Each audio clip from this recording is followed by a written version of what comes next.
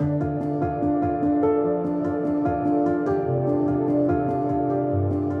research focuses on technology, but from a cultural standpoint. I'm really interested in what kinds of meanings technology develops over time, how those change, and how those affect the communities that we get around certain technologies.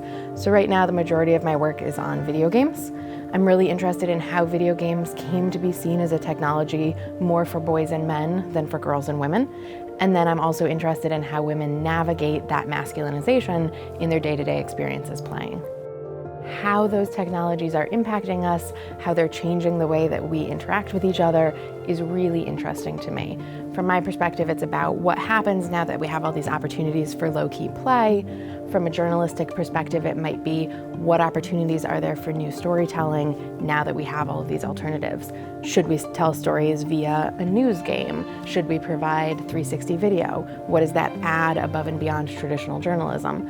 So I am mostly interested in sort of an interrelated set of questions involving how people play with and engage with emerging media, and how the associated game industries and games themselves sort of affect that play and public perception of emerging media. So in that context, I have studied everything from the gamification of political campaigns to games journalism, and of course my main research focus has been on early adopters of virtual reality, augmented reality, and other forms of immersive media.